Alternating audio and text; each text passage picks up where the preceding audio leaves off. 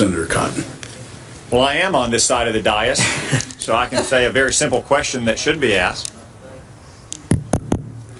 I am on this side of the dais, so a very simple question that should be asked is, did Donald Trump or any of his associates in the campaign collude with Russia in hacking those emails and releasing them to the public?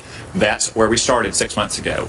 We have now heard from 6 of the 8 Democrats in this committee, and to my knowledge, I don't think a single one of them asked that question. They've gone down lots of other rabbit trails, but not that question. Maybe that is because Jim Comey said last week, as he said to Donald Trump, that on 3 times he assured him he was not under investigation. Maybe it's because multiple Democrats on this committee have stated they have seen no evidence thus far after 6 months of our investigation and 10 months or 11 months of an FBI investigation of any such collusion. I would just suggest, what do we think happened at the Mayflower? Mr. Sessions, are you familiar with what spies called tradecraft? A little bit. That involves things like covert communications and dead drops and brush passes, right? That is part of it. Do you like spy fiction? John Le Carre, Daniel Silva, Jason Matthews? Yeah, Alan First, David Ignatius. Just finished Ignatius's book. Do you like Jason Bourne or James Bond movies? No.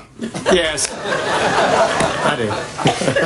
Have you ever, in any of these fantastical situations, heard of a plot line so ridiculous that a sitting United States senator and an ambassador of a foreign government colluded at an open setting with hundreds of other people to pull off the greatest caper in the history of espionage? Thank you for saying that, Senator Cotton. It's just like through the looking glass. I mean, what is this? I explained how, in good faith, I said I had not met with Russians because they were suggesting I, as a surrogate, had been meeting continuously with Russians. I said I didn't meet with them. And now the next thing you know, I'm accused of some reception, plotting some sort of influence campaign for the American election. It's just beyond my capability to understand, and I really appreciate, Mr. Chairman, the opportunity at least to be able to say publicly, I didn't participate in that and know nothing about it. And I gather that's one reason why you want to testify today in public. Last week, Mr. Comey, in characteristic dramatic and theatrical fashion, alluded ominously to what you call innuendo, that there was some kind of classified intelligence that suggested you might have colluded with Russia or that you might have otherwise acted improperly. You've addressed those allegations here today. Do you understand why he made that allusion? Actually, I do not. Nobody's provided me any information. Thank you. My about time is that. limited. I have a lot of questions. Mr. Blunt asked you if you had spoken in response to Mr. Comey's statement to you after his private meeting with the President on February 14th or February 15th. You said that you did respond to Mr. Comey.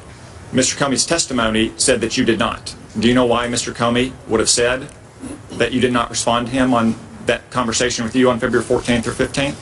I do not. There was a little conversation, not very long, but there was a conversation, and I did respond to him, perhaps not to everything he asked, but I did respond to him, I think in an appropriate way.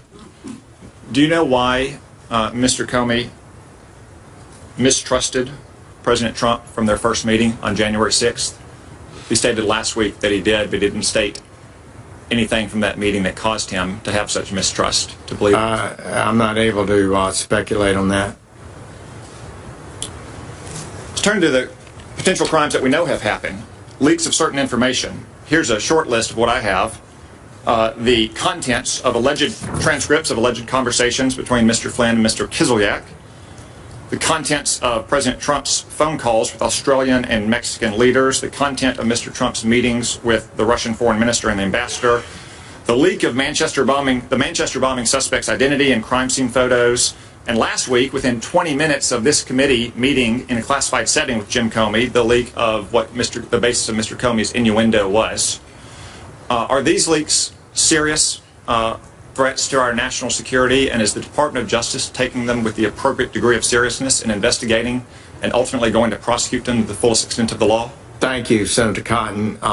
We have had one successful case very recently in Georgia. That person has been denied bail, I believe, and is being held in custody. But some of these leaks, as you well know, are extraordinarily damaging to the United States security. And we have got to restore a regular order principle. We cannot have persons in our intelligence agencies, our investigative agencies, or in Congress leaking sensitive matters on staff.